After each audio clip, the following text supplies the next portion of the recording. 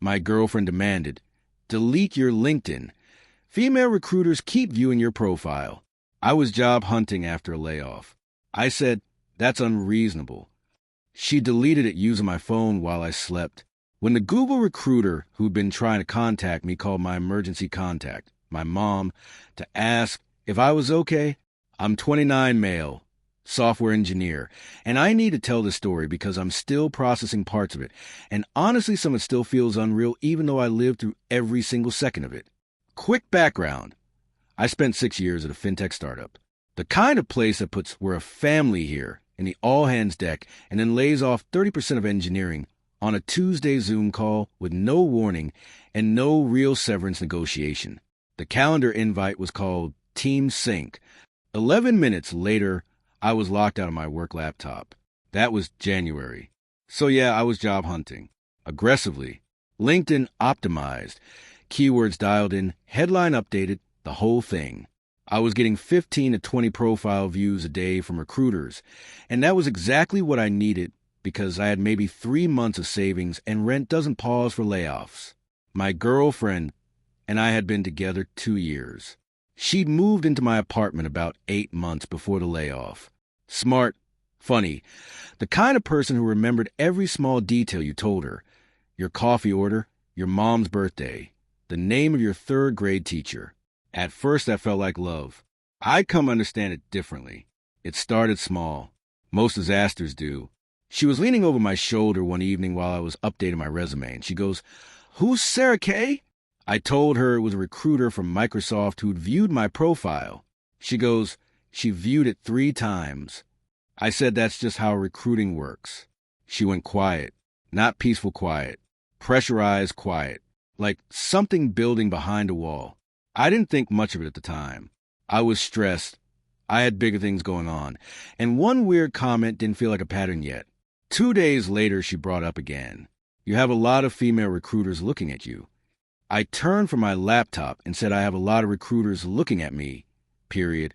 And that's literally the point right now. Because I got laid off and we have rent due. She said it made her uncomfortable. I told her clearly and calmly that I wasn't on LinkedIn to meet women. I was on it because I needed a job. She dropped it, or I thought she did. Then a Google recruiter sent me a connection request. Senior technical recruiter, Bay Area team. I accepted the same day and messaged her that night. Over the next 2 days, we exchanged a few messages. She was building a pipeline for a senior SWE role. The comp range was strong. She wanted to schedule a screening call. I told my girlfriend about it at dinner because I was genuinely excited. Google coming to me during a layoff? That's not a small thing. My girlfriend smiled and said that's great, but it wasn't the right smile. It was a performance of a smile, and I noticed it but filed it away. That same week, I started noticing she'd pick up my phone when it buzzed. Casual, like she was just moving it out of the way. But she'd glance at the screen first. I told myself I was being paranoid. Stressed people see patterns that aren't there. I kept working. Then came a night, she asked me to delete my LinkedIn. I was mid-email drafting a follow-up to the Google recruiter. She came and sat across from me and said it just like that. "Delete your LinkedIn. Female recruiters keep viewing your profile and messaging you," and she didn't like it, and it was disrespectful to our relationship. I put the laptop down slowly and looked at her and asked if she was serious. She was. I walked her through the reality. I got laid off 2 months ago. I have 3 months of savings. LinkedIn is my primary tool for reaching a level role I'm going for. Recruiter relationships and referrals are how senior positions get filled. This isn't negotiable. She said I could use Indeed or apply through company websites. I said that's not how this works at my level, and she knows it. And then she said it.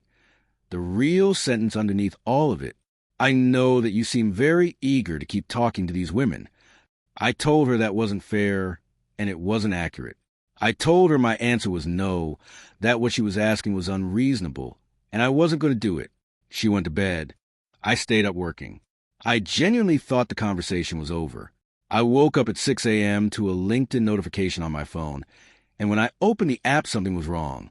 My account was gone, not deactivated, deleted.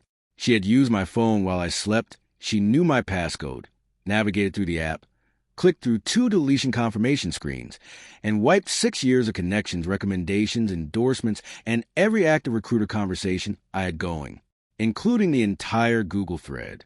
I sat on the edge of the bed for a long moment just staring at the screen. She was asleep next to me, completely still. I went to the kitchen and pulled up LinkedIn on my laptop.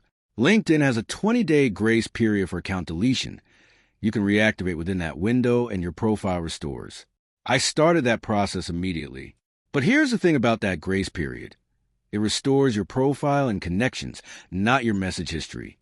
Direct message threads are gone permanently once the account is deleted, even if you reactivate.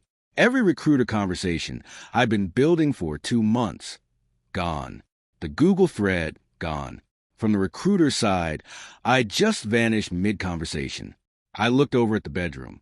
She was still asleep, and something shifted in how I was seeing things. Not just anger, something colder and more clarifying. This wasn't jealousy. Jealousy is fear of losing something. What she did was something else entirely. I didn't wake her up. I made coffee, and I thought about things clearly for the first time in a while. By 9 a.m., my LinkedIn was reactivating. But the message history was gone, and the Google conversation was gone, and I had no way to reach the recruiter because I only had her LinkedIn messages, not a direct email. I sat across from my girlfriend when she woke up. I told her she deleted my LinkedIn. She poured herself coffee and said, "You weren't going to."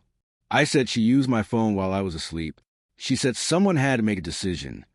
Not defensive, not guilty, completely matter-of-fact, like she'd taken out the trash. I told her I needed her to leave for a few days. I needed space to process what she'd done and figure out how to recover professionally. She blinked, and then the performance started. First came the tears, built up carefully, then the story about a guy who cheated on her before me, then the pivot from what she did to why she did it, and then almost impressively to what I was doing wrong by not making her feel secure enough. If you just reassure me, I told her I had reassured her multiple times, and that I'd heard exactly how she felt. I just disagreed with what she was asking, and those are different things. She didn't leave that night. She apologized, cried, made dinner, and was warm and attentive for the next 3 days like the deletion had never happened. I stayed because I had a professional mess to clean up, and I needed to focus. Then my mom called. "Honey, I got a very strange call this morning from a woman at Google." I went completely still. What had happened was this. The Google recruiter had been trying to reach me for over a week. My LinkedIn profile had been showing as inactive during the deletion window. She'd tried email, but I had a filtered secondary inbox I wasn't checking frequently, and her message had landed there. She'd been trying to reach me specifically. The team had flagged my profile, and after 10 days of silence, she did something recruiters occasionally do when they're serious about a candidate and running out of options. She searched for contact information. I had my mom listed as an emergency contact on a Google Careers portal application I'd submitted 8 months earlier for a different role. The recruiter had called my mom to check if I was okay. My mom gave her my cell number. I called the recruiter back within 4 minutes. I told her there had been a technical issue with my account and kept it vague. She was completely understanding. Said the team had specifically flagged my background and she'd been trying to reach me for 10 days. We rescheduled the call. But sitting in my car after hanging up, 10 days, Google, my mom getting a welfare check call from a recruiter, I felt something crystallize in a way I couldn't undo. I started quietly documenting everything. Not dramatically, just clearly. I took screenshots of the account deletion confirmation email from LinkedIn, timestamp 2:14 a.m. I wrote down the timeline of the conversation the night before as close to verbatim as I could remember. I noted that she knew my passcode and that we'd explicitly discussed this the prior evening. And then I started looking more honestly at the 8 months she lived with me. Things I'd individually explained away. She called my office's main line twice to check in when I wasn't responding to texts quickly enough. She'd shown up at a work happy hour I hadn't invited her to and said she happened to be nearby. She'd been caught going through my email once and laughed it off as an accident, and I let it go because I didn't want to make it a thing. Then I found the real thing. I was looking for a charging cable in a bedroom drawer and found my old work phone. The one my previous company let me keep after the layoff since it had been wiped. I'd completely forgotten it was in there. But it wasn't forgotten by her. She'd been using it. There were apps installed I didn't recognize. I opened one, a basic notes app, and found a log. She had been keeping a written log of women who interacted with me, co-workers, recruiters, a girl who commented on an old photo from 2021. Each entry had a name, a date, what the interaction was, and her personal assessment of the threat level. The entries went back 14 months. For months before she even moved in with me, I sat on the bedroom floor and read the entire thing. I photographed every single page, airdropped it to my laptop, backed it up to cloud storage, and put the phone back exactly where I found it. I want to be honest here. I'm not a naturally vindictive person. I spent 2 years with this woman, and part of me was still trying to reconcile the person I thought I knew with what I was holding in my hands. But there's a specific kind of clarity that comes when you stop explaining someone's behavior away and just look at it directly. This wasn't a mistake or an insecurity spiral. This was a system, a sustained, deliberate system of surveillance that started before she ever moved in. So I made a plan. The Google recruiter call happened, and it went well, really well. Within 3 weeks, I was in the full interview pipeline. 2 technical screens, a system design round, a behavioral interview, and a final with the hiring manager. I told no one, not my girlfriend, not friends. I went through all 5 rounds while she made dinner every night and talked about a trip to Portugal she wanted to take and a neighborhood she thought we should look at when my lease was up. She completely shifted strategies after the deletion confrontation.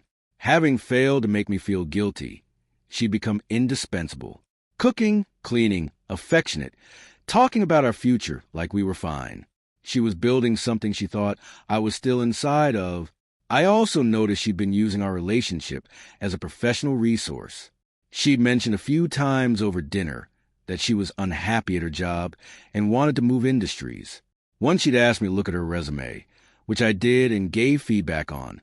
Another time she casually asked me to pass her resume along if I heard of anything. She framed it sweetly, and I had been planning to help. But once I found the log and understood the full picture, I stopped volunteering that resource. I didn't make calls, didn't send emails, didn't say anything negative about her to anyone. I just quietly stopped being an asset she could draw on while she worked to eliminate mine. She never noticed. I also called a lawyer, not looking to blow anything up, just wanted to understand where I stood. He told me that what she'd done, using my credentials on my device without my permission to permanently delete professional data, existed in a gray area legally given that we lived together, and I hadn't explicitly forbidden her from touching my phone, but that in my state it could potentially constitute unauthorized computer access under the state's computer fraud statute. He also said I had a basis for a civil claim for economic damages if I could demonstrate financial loss tied to her action. I documented the recruiter timeline, got a written account from my mom about the calls she'd received, kept the timestamps and the deletion confirmation. I built the file. I didn't plan to use it right away. I just wanted it to exist. Then I got the Google offer. Senior software engineer. Compensation package 60% above my previous salary. Full remote with quarterly in-person. I accepted on a Thursday afternoon, sitting alone in my car in a parking garage. I called my mom. She got a little emotional. I told her not to tell anyone yet. That evening, I made dinner for once. My girlfriend came home, saw the table set, seemed genuinely surprised. We ate. She talked about her day. I listened. After dinner, I said I needed to talk to her about some things. I told her I knew about the log on the old phone. She went very still. Then carefully, "What log?" I told her it was the one where she rated women in my life by threat level for 14 months. She said that was private. I told her the phone was mine. The drawer was mine. The apartment was mine. She started to say she could explain. And I kept going. I told her I knew she deleted my LinkedIn at 2:14 a.m. using my phone while I was asleep, that I had the timestamp, that I knew about the email, the office calls, the happy hour. And I told her I knew she'd been using our relationship as a networking channel for herself while systematically cutting off mine. She switched to offense faster than I expected. You went through my things. I told her I found my own phone in my own drawer. She said I'd clearly been planning this conversation for a while, and that documenting things was manipulative. And I want to say something about that. There's a very specific kind of person who, when caught, immediately reframes a catching as a crime, who turns the documentation of their behavior into a betrayal. Watching it happen in real time removed the last thread of doubt I had. I told her I wasn't having an argument about who was more manipulative. I told her what was going to happen next. She was going to move out. I'd give her 2 weeks. I'd help with logistics if needed, but we were done. She ran through 4 strategies in the next 40 minutes. Minimizing. The log was just a journal. Deleting LinkedIn was an impulsive mistake. I was overreacting. Escalating guilt. What about everything she'd given up to moving? What about her sacrifices? How could I throw away 2 years? Then threatening. She knew people in my industry and could make things complicated for me. She said that one quietly, like she hadn't fully decided to say it until it was already out. I looked at her and said she should think very carefully about that. She seemed to realize she'd miscalculated. She pulled back, then bargaining, couples therapy, trial separation. She could change. Didn't I owe her the chance? I told her I owed her 2 weeks to find a new place, and that was it. The next morning, I went back to my lawyer and had a short formal letter sent to her personal email documenting our conversation from the night before, noting the threat specifically, and making clear that any attempt to contact my professional network or interfere with my career will be addressed through legal channels. It wasn't a lawsuit. It was a signal. She called me 3 hours after it arrived. Her voice was completely different. The performance was gone. Was that necessary? I said, you made a threat. She started to say she didn't mean it like that. And I told her it was documented now, and I'd recommend leaving it there. She moved out 11 days later, for days ahead of schedule. Here's where everything landed at once. When I updated my LinkedIn with the Google role, my network lit up. Congratulations from people I hadn't talked to in years. Recruiters who'd been in my now-deleted threads, reaching back out having found the profile active again. One of those reconnected conversations led to a referral I was able to pass along. A former colleague who'd also been laid off. He got hired. He told his new hiring manager I'd referred him. That hiring manager sat on an industry advisory board with someone at my girlfriend's former company. I want to be precise. I made no calls. I said nothing about her to anyone. What happened next happened because professional networks are smaller than people think, and because she had spent months treating mine as her personal resource while dismantling it at the same time. Her company ran a reference check for an internal promotion she'd been working toward. One of the contacts reached was a former colleague of mine who knew her through me. He didn't say anything negative. He gave an honest, factual, lukewarm assessment. She didn't get the promotion. I found out through a mutual acquaintance about 2 months later, regarding the civil claim. After receiving the Google offer, my lawyer and I agreed the situation had changed. I had recovered, and while the damages were real, 10 days of missed contact, lost message history, a recruiter who had to call my mother, they were harder to quantify given the outcome. I chose not to file, but the documented file existed, predating any potential retaliation, establishing the full timeline. She never followed through on the threat. People who use threats as a control tactic generally don't when the other person shows up prepared. The Google job started on a Monday in April. I drove to the satellite office for orientation, sat in a room with 11 other new hires. I thought about the 2:14 a.m. timestamp, about my mom getting a welfare check call from a Google recruiter because my girlfriend had deleted my account in the middle of the night. I thought about 14 months of threat level assessments written in a notes app on my forgotten phone. I'm not going to write a paragraph about what I learned about love. I think the situation speaks for itself. What I'll say is this. There's a version of control that looks exactly like devotion from the inside. Every check-in feels like care. Every question feels like interest. You explain away the sharp edges because the warmth feels real. But warmth that requires your silence, your limitation, your professional destruction to survive, that's not love. That's ownership. The offer letter was great. The salary was better. But what actually felt like freedom was falling asleep on my couch at 10:30 p.m. with my phone face down and nobody asking to see it.